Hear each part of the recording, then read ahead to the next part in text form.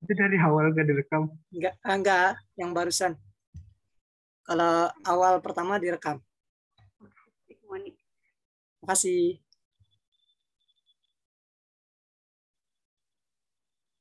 Tadi untuk mata kuliah materi PAI direkam, kan di stop.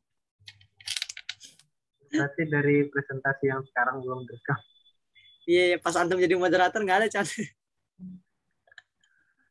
Padahal Ini ada momen-momen dendam, Chan, terbaik. sama ente, Chan.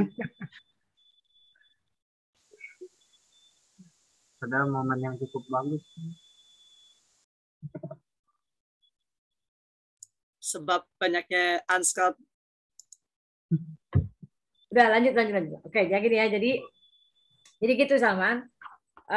Kalau landasan yuridis juga itu pemerintah. Kapan dia mau mengadakan ketika dia mau melakukan perubahan kurikulum kan pasti berdasarkan kepada landasan yuridis itu. Itu yang kedua. Mengenai landasan apa ya? Landasan iptek, landasan sosial budaya, landasan apa lagi tadi? Psikologis ya. Itu bisa juga digunakan oleh guru. Ketika guru melakukan pengembangan kurikulum dalam bentuk RPP, itu kan RPP bentuknya ya. Kalau guru kan pengembangan kurikulumnya dalam bentuk RPP, di mana RPP itu tidak hanya terpaku kepada apa yang ada di dalam buku babon, tapi guru mengembangkan sendiri. Dan landasannya tadi, oh ini nggak sesuai karena tidak sesuai dengan perkembangan sosial budaya di wilayah saya, oke saya rubah. Paling tidak ketika saya memberikan contoh, ketika saya memberikan ini tuh disesuaikan dengan situasi dan kondisi di mana kita mengadakan kita mengadakan proses pembelajaran. Kira-kira begitu, ya. Itu. Kemudian misalnya landasan iptek sama juga. Kan bisa jadi misalnya buku babon yang dibuat oleh pemerintah itu kan bisa juga tidak sesuai dengan di mana kita berada kan. Nah, ipteknya misalnya di kita mungkin internetnya belum bagus gitu kan. Padahal misalnya di dalam kurikulum itu menuntut adanya penggunaan internet secara optimal. Tapi di sini kita kan nggak bisa misalnya di sebuah tempat guru melihat di kita belum optimal internetnya kan berarti bisa dirubah juga kan gitu. Itu contoh. Jadi landasan pengembangan itu mengacu kepada seperti itu kira-kira begitu untuk level guru. Tapi ada lagi level sekolah kan. Ketika sekolah mau melakukan pengembangan kurikulum terutama kurikulum yang sifatnya kurikulum ekstra, kurikulum muatan lokal maksud saya. Kurikulum yang tidak terkait dengan kurikulum nasional itu kan harus mengadakan analisis SWOT dulu. Analisis SWOT itu analisis tadi strength, weakness, opportunity dan threat gitu ya. Ketika sekolah mau melakukan pengembangan kurikulum apa yang mau dikembangkan di sekolah itu, dia mesti berpikir landasan sosial budaya di lingkungannya bagaimana, landasan ipteknya bagaimana. Kemudian apalagi tadi banyak landasan ya. Kemudian bisa juga landasan religiusnya gimana? Landasan religiusnya, misalnya ini apa namanya kita mesti kuatkan lagi nih keimanan anak kepada ini. Jadi misalnya akhirnya outputnya adalah diadakan tahsin Quran, diadakan misalnya tadarus Quran setiap ini. Kan itu adalah sebuah contoh bagaimana sekolah menjadikan landasan sosial budaya itu sebagai landasan dalam mengembangkan kurikulum. Jadi levelnya beda-beda. Nah, oleh karena itu jawaban saya ini juga termasuk menjawab pertanyaan yang tadi yang Monica. Terjawab jadinya Monica ya? Iya, Bu. Berarti dalam setiap kita lakukan pengembangan kurikulum tidak harus semuanya gitu. Tidak harus semuanya. Kalau pemerintah mungkin bisa semuanya. Kalau pemerintah mungkin bisa semuanya 6-6-nya itu 6. Tapi kalau guru tidak harus karena kan memang ada yang ranahnya bukan guru, ada yang ranahnya guru. Kira-kira begitu. Kemudian saya ingin menjelaskan begini. Apa sih kaitannya landasan filsafat dengan landasan filosofis dengan dengan pengembangan kurikulum? Salah satu faktor yang sangat berpengaruh yang sangat mempengaruhi dari faktor salah satu akibat yang sangat dipengaruhi oleh faktor landasan filsafat itu adalah tujuan pendidikan nasional. Ketika sekarang misalnya tujuan pendidikan nasional itu kok mengarahnya ke menghasilkan calon buruh gitu. Karena ini lebih cenderung kepada menghasilkan calon buruh karena menghasilkan lulusan-lulusan yang terampil. Kalau terampil kan berarti calon buruh kan, benar nggak? Nah, kalau sudah bicara calon buruh ya berat. Mungkin landasan filosofisnya adalah landasan materialistis. Jadi keberhasilan itu dianggap ada kalau siswa itu bisa menghasilkan uang, gitu, bisa menghasilkan karya. Jadi lebih cenderung kepada itu siapa, Chandra, kamu senyum-senyum sendiri jadi kayak itu, ih. Jangan senyum-senyum sendiri jadi kayak apa gitu. Ya, jadi gitu. Apa namanya tadi? Ya, landasan filosofi itu yang paling terdampak itu adalah tujuan. Nah, kalau sudah tujuan terdampak, ya pasti kalau sudah tujuan terdampak kan pasti materinya juga terdampak, ya kan? Strategi pembelajarannya juga terdampak. Begitupun dengan evaluasinya juga terdampak. Jadi sekarang ini yang saya tadi yang saya lihat itu sekarang mengarahnya adalah bagaimana menciptakan manusia-manusia terampil. Kalau kata seorang yang orang ahli pendidikan, oh berarti sekarang arah pendidikan Indonesia adalah menghasilkan calon-calon guru, menghasilkan calon-calon buruh gitu. Nah, padahal kan harusnya pendidikan itu bukan hanya itu, karakternya itu jadinya hilang akhirnya. Membentuk karakternya jadi hilang. Tadi misalnya kan ada aliran apa namanya filsafat pendidikan itu kan ada yang namanya aliran idealisme, aliran materialisme, ada aliran idealisme, realisme, dan satu lagi pragmatisme. Nah, kalau idealisme, kenyataan itu tidak diukur dari fisik, tapi diukur dari spiritualitas. Ya, kenyataan, kebenaran itu diukur dari spiritualitas. Maka implikasinya adalah tujuan pembelajaran itu lebih cenderung kepada bagaimana menciptakan, membangun karakter anak. Bagaimana membangun karakter, bagaimana menumbuhkan bakat dan meningkatkan bakat, dan juga meningkatkan bakat yang dimiliki oleh siswa. Karena ukuran kehebatannya bukan dari faktor dia terampil atau tidak, tapi lebih cenderung kepada bagaimana dia bisa memiliki karakter yang diharapkan dapat memberikan kontribusi terhadap apa namanya, mungkin pembangunan bangsa gitu ya. Lebih cenderung kepada leadership-nya, kemudian integritasnya itu bisa membangun karakter bangsa. Tapi kalau yang realistis ya, itu justru kenyataan itu dianggap ada kalau memang apa ya bisa kelihatan gitu, bisa kelihatan. Nah itu larinya nanti bisa ke tujuan pendidikannya. Itu implikasinya adalah bahwa pendidikan itu harus diarahkan kepada bagaimana mampu menjawab kebutuhan-kebutuhan pasar, kebutuhan-kebutuhan apa tadi itu ya, kebutuhan-kebutuhan masyarakat gitu. Nah, jadi sepertinya programnya Pak Nadiem yang tadi tujuannya adalah menciptakan manusia-manusia terampil tadi, mungkin lebih ke realistis. Jadi realisasinya ya kalau orang itu pendidikan itu berhasil diukur dari sejauh mana mampu diserap pasar tenaga kerja. Tapi kalau yang tadi bisa jadi justru bukan itu, tapi bagaimana menciptakan lapangan kerja kan gitu ya. Pasti beda nanti larinya. Saya tanya, kalau menciptakan lapangan kerja dengan menjadi pekerja beda nggak? Beda. Cara membentuknya beda nggak? Beda. Beda, Pak. Beda. Oke, saya tanya.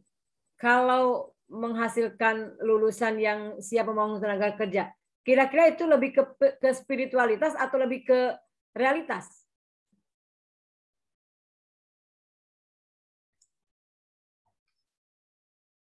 Saya tanya dulu.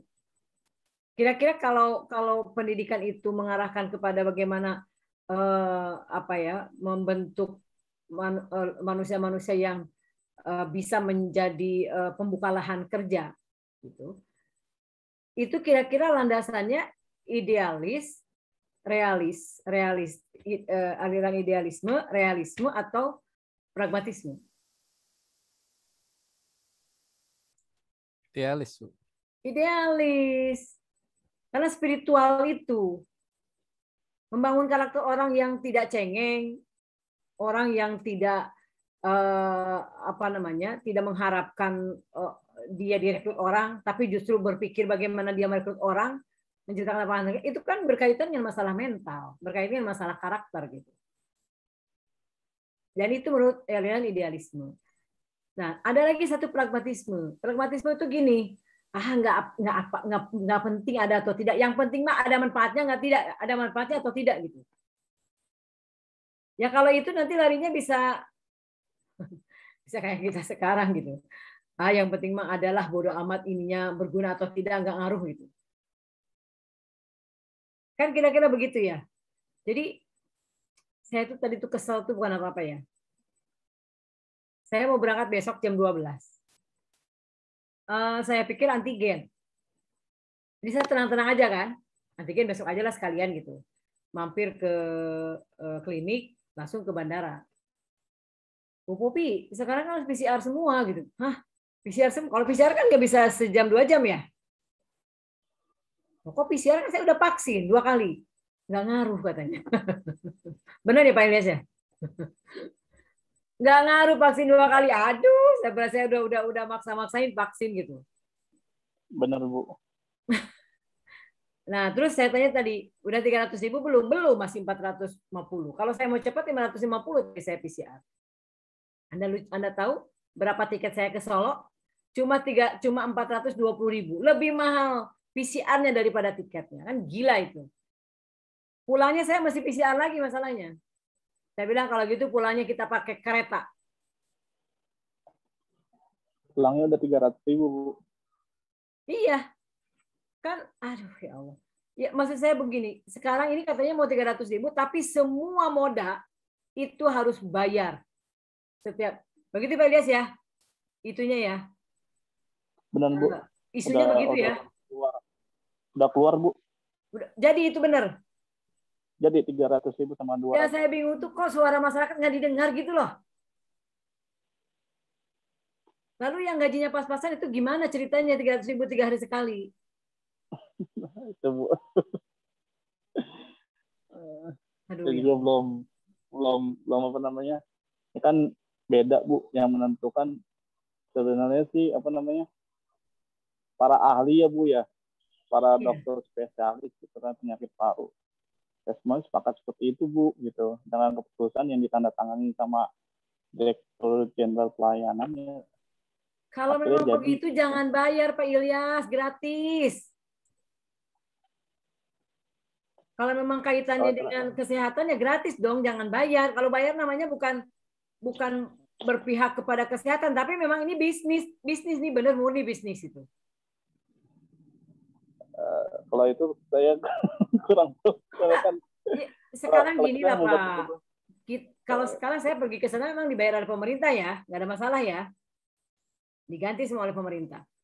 Tapi kalau kayak orang-orang swasta kerja gitu gimana itu? Naik kereta. Ya orang Bogor naik kereta pakai harus PCR juga. Kalau KRL sih enggak, Bu, cuma vaksin. Kalau seandainya jarak jauh, kalau apa Jakarta Bandung itu PCR. Astagfirullahaladzim. Ya udahlah. Sudah kehabisan kata-kata saya jadinya. Oke. Saya juga wajib. Nah, itu. Ya. Jadi apa namanya? Kembali ke yang saya bilang tadi bahwa apa ya? Sebenarnya landasan filosofisnya aja apa gitu. Saya sih nggak berani bicara ya. Saya sih ada di dalam pikiran saya ini ke arah mana itu saya ada, tapi nggak mau bicara. Kira-kira begitulah. Yang jelas itu sekarang semuanya masyarakat dibebankan. Itu yang saya rasakan sekarang. Tapi saya nggak cukup. Saya dalam hati saya aja ini arahnya kemana itu saya cukup tahu. Tapi yang jelas ini semua yang dilakukan ini adalah landasan filosofisnya itu kita sudah paham. Yang jelas bukan Pancasila kalau begini. Kalau begini bukan Pancasila, karena jelas bertentangan dengan keadilan sosial bagi rakyat Indonesia, bertentangan. Kalau PNS mah nggak ada masalah, gampang semuanya dibiayain. Tapi kalau yang swasta bukan PNS itu gimana ceritanya?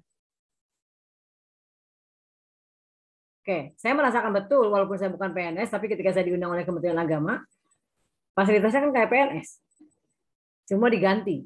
Memang saya nggak pernah bayar sendiri selalu, tapi saya kan tidak bicara atas nama pribadi ya. Kita kan kalau jadi orang tua harus bicara juga atas nama orang lain kan. Kalau kita akademisi, kita pemikir. Tapi kalau kita ya yang penting udahlah nggak usah ngurusin orang lain, itu urusan orang lain, urusan kita aja gitu.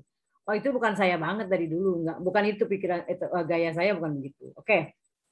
Nah, jadi Pak Naga tadi saya lihat udah bagus banget menjelaskan bagaimana ini. Cuma begini ya, saya ingin menjelaskan sedikit nih. Yang landasan psikologis ya.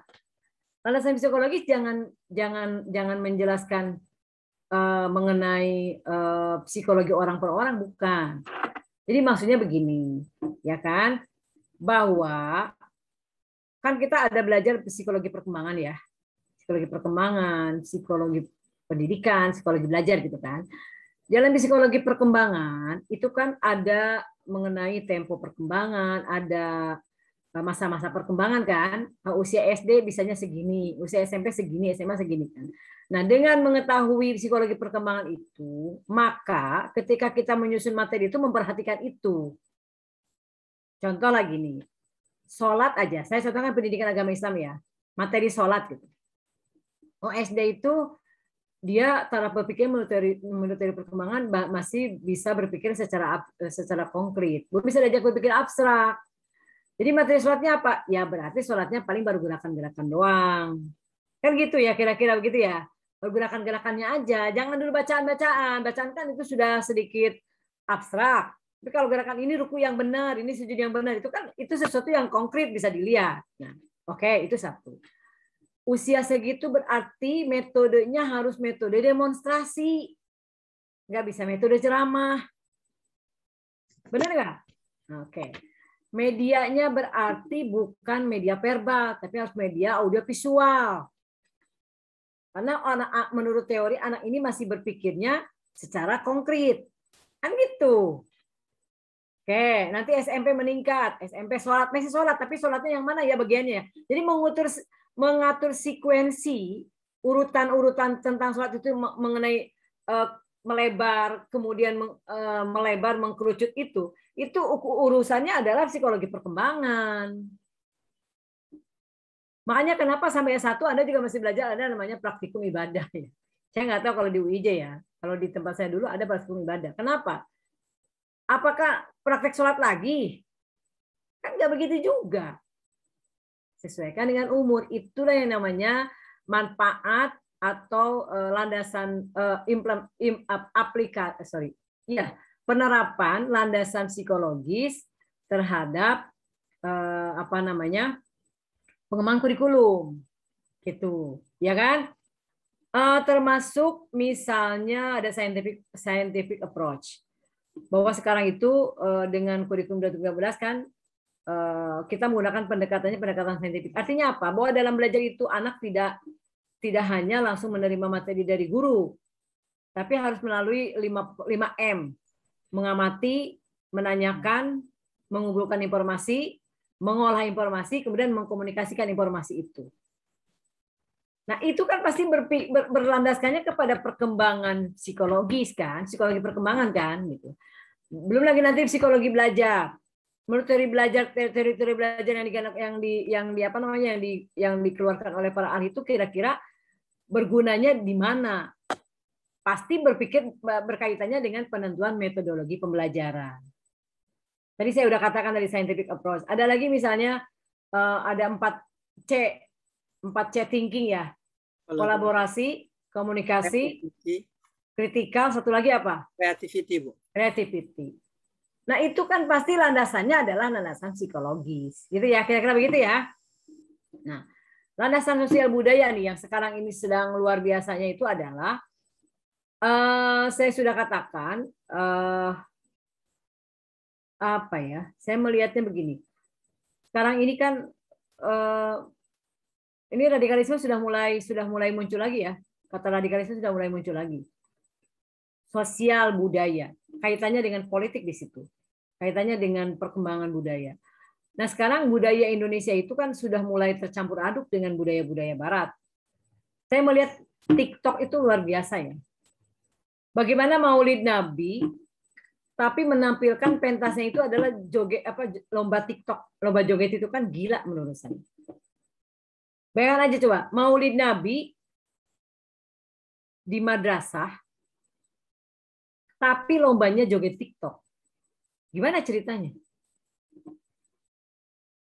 Itu perkembangan budaya yang benar-benar sudah merambah kemana-mana itu. Nah, kira-kira kalau begitu, Anda dalam pemahaman kurikulum itu mau apa nih? Mau apa yang dirubah? Saya khawatir gara-gara moderasi beragama yang kebablasan, akhirnya jadinya orang joget-joget di acara itu juga nggak apa-apa. Belum lagi bajunya yang di joget itu kayaknya bajunya juga, aduh saya ngelihatnya malu lah. Saya ngeliatnya malu. Cuma maksud saya tuh kok sekarang kenapa ya di pesantren-pesantren juga pada berani joget-joget TikTok itu. Ya jadi hilang artinya mana santrinya. Kan perbedaannya santri dengan bukan santri itu kan di situ kan dalam pengamalan agamanya yang harusnya berbeda gitu. Karena dia mendapatkan ilmunya juga berbeda ilmu agamanya. Nah, belum lagi faktor perkembangan iptek itu bisa berimplikasi kepada kepada apa namanya? Perubahan mindset orang tentang masalah etika, kebenaran, kebaikan kan gitu. Makanya misalnya ya contoh nih yang saya tahu ya. Sekarang itu guru bukan satu sumber dalam belajar. Tapi bagaimana siswa bisa mengoptimalkan, memberdayakan atau memanfaatkan internet untuk menambah ilmu, untuk menjadi sumber belajar. Nah, perubahan-perubahan itulah yang kita lihat sebagai bentuk akibat dari adanya landasan-landasan tadi, terutama perkembangan iptek, perkembangan sosial budaya ya, perkembangan psikologis, yuridis, religi, dan satu lagi tadi apa? Filosofis. Nah, sekarang konsep yang berkembang sekarang adalah merdeka belajar. Anda tahu nggak landasan filosofisnya apa? Jadi katanya, menurut teori realisme kalau nggak salah ya, anak itu jangan dipaksa untuk menjadi seseorang, tapi biarkanlah dia menjadi seseorang karena keinginannya. Maka dengan teori itu akhirnya apa yang terjadi?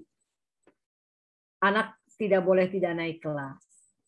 Walaupun nilainya jelek, harus naik kelas. Sekarang nggak boleh tidak naik kelas. Naik kelas semua. Anak tidak boleh susah-susah, makanya UN dihilangkan. Mereka belajar sesuai kemampuan dan bakat dan minatnya. Hati-hati kalau tidak ada standar. Bukan meningkat, malah jadi menurun kualitas lulusan pendidikan. Itu yang saya lihat. Saya kok ini ya, maaf ya, saya tanya sama Anda. Kok kayaknya kuliah lewat online malah lebih efektif saya, kok kayaknya gitu. Kalau Anda sendiri gimana melihatnya? Kalau kita lebih efisien, Bu. Lebih efisien. Waktu Iya. juga. Kalau gurunya menerangkannya juga bisa enak, sebenarnya lebih efektif juga ya. Iya. Daripada ketemu gitu. Mudah-mudahan aja lah seterusnya. Kalau kelasnya sosialisasi kemarin terakhir, berharap 1 semester ini iyalah. Online, Bu. Online aja lah. Saya kalau harus offline, saya minta jangan malam lah. Kayaknya kalau ibu-ibu malam tuh kayaknya gimana ya? Itu merampas hak suami. Kira-kira begitu. Oke, sampai di sini ada pertanyaan silakan. Paham ya? Jadi paham ya apa yang dijelaskan ya? Mungkin ini Bu, sedikit sharing Bu. Gimana? Ya, pendapat tadi yang pembahasan tentang terakulturasinya bangsa kita dengan budaya Barat. Iya. Mungkin ini kayaknya saya perlu menyampaikan juga gitu info yang saya dapat tuh yang tadi katanya Maulid ada joget-joget gitu. Itu yang saya pahami, info yang saya pernah dapat. Jadi memang ada pementasan drama Bu. Ya, pementasan drama. Jadi seolah-olah di sana ketika drama itu menceritakan masyarakat jahiliyah, zaman jahiliyah pada zaman Rasul, tapi dikaitkan zaman jahiliyah saat ini gitu. Jadi itu gambarannya setelah itu diluruskan oleh. Sebentar, joget yang mana yang dilihat? Kan ada beberapa joget itu. Ada beberapa pentas. Viral itu Bu, yang sempat viral. Yang seorang apa 3 orang? Yang 3 orang. Ini ada lagi yang 1 orang. Oh, kayak yang 1 orang nggak tahu saya. Yang 3 orang seperti itu. Jadi itu info yang saya tahu gitu. Ya, jadi yang salah memang yang motong-motong videonya kemudian dengan diksi yang memancing gitu. Kemudian kalau untuk kedua tadi tentang standar, kita kan standar ujian nasional nggak ada Bu ya. Iya. Jadi yang saya pahami di kelas-kelas menengah ada sejenis ANDK gitu. Iya tahu ANBK tahu saya. Itu apakah itu bisa menjadi sebuah standar juga Bu atau gimana? Kalau ANBK itu kan sampel, tidak everybody, tidak setiap siswa, tapi random. Iya. Dan hasilnya tidak untuk kelulusan, tapi hanya untuk pemetaan. Beda dong. Hanya untuk pemetaan. Oh, jadi sekolah ini sudah memenuhi standar atau tidak, gitu doang. Gimana kekurangannya? Tidak untuk menentukan, tidak menjadi penentu kelulusan, tidak menjadi, walaupun kemarin juga UN sudah tidak lagi menjadi penentu satu-satunya ya, tapi kan menjadi juga indikator dari sebuah hasil belajar. Kalau ini enggak, jadi ANBK itu adalah asesmen yang satu diberikannya juga tidak kepada setiap siswa, tapi hanya sifatnya random. Yang kedua, bukan menjadi indikator penentu kelulusan, tapi hanya sebagai indikator yang bisa menggambarkan, oh ini sekolah memenuhi standar atau tidak, di mana kekurangan segala macam. Beda pasti, beda banget. Oke, terima kasih informasinya ya. Ya, baik. Tapi menurut saya sih, apapun informasinya, joget-joget kayak gitu, ngelihatnya malu lah. Harusnya tuh jangan diupload lah ya. Jangan Harus buat ketentuan Bu, nggak boleh di videoin. Tapi jogetnya malu sih. Malu. Kalau lihat jogetnya memang keterlaluan. Saya juga nggak ngerti ya, orang tuh kok sekarang kayak orang gila ya, joget-joget di TikTok itu ya. Gila emang. Gila semua. Kamu jangan ikutan gila ya. Oke. Kita absen ya. Kita absen. Nauratun itu tadi itu sakit ya. Baru divaksin katanya. Ahmad Sofyan. Ada nggak Ahmad Sofyan? Nggak ada, Bu. Tadi sih katanya juga sakit sih katanya, Bu. Tapi nggak tahu sekarang. Jangan ngomong vaksin lagi ya. Agung Santoso? Nggak ada. Agung nggak ada, Bu. Bergabung Bu, namun menanggapi. Mana Agung coba orangnya? Ada di bawah, Bu. Nah, Agung. Mana Agung? Nggak keluar suaranya. Ibu lihat mana orangnya? Nggak ada. Oh ada nih. Lah dia itu pakai opcam. Kemudian Putri ada? Putri Noviani? Nggak ada. Ada. Salsabila? Hadir Ibu. Siti Fatimah? Hadir Ibu. Nuraini? Hadir. Reza Afifatul Janah? Hadir Bu. Fitriani? Ada Fitriani? Ada Bu, ada. Fitriani jawab. Fitri jangan bengong. Cici ngomong si Fitriani. Hadir Bu, hadir.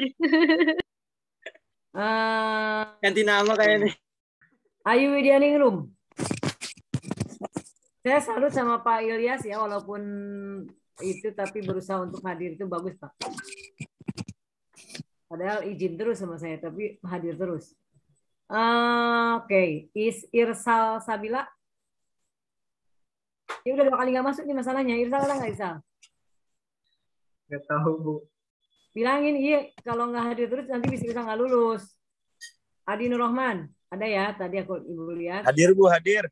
Maaf Bu, Ya. lagi di jalan Bu. Iya. Hairunisa. Hadir Bu. Kemudian Siskah Susanti.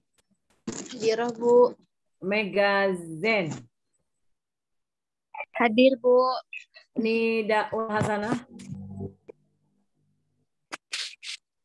Ada Nidaul Hasanah? Bergabung Bu, namun tidak off cam, tidak on cam. Tapi ada kan? Siti Dahria ada? Ada. Kemudian Zahratul Aini. Hadir Bu. Tadi yang pemakalah bukan Siti Dahria kan? Siti Rahayu kan? Ya, Bu. Ya udah kalau gitu ya. Sampai ketemu minggu depan. Gini. Minggu depan itu kan sebenarnya ini minggu tenang. Tapi karena kemarin kita nggak masuk, jadi minggu depan tetap kuliah. Ya. Oke. Sampai ketemu minggu depan. Tadi udah Bu. Siapa? Monica udah. Pokoknya yang tadi kamu nanya itu berarti udah. Oke. Oke. Oke. Sampai ketemu minggu depan. Assalamualaikum warahmatullahi wabarakatuh. Terima kasih. Waalaikumsalam warahmatullahi wabarakatuh. Warahmatullahi Terima kasih, Bu. Terima kasih, Bu.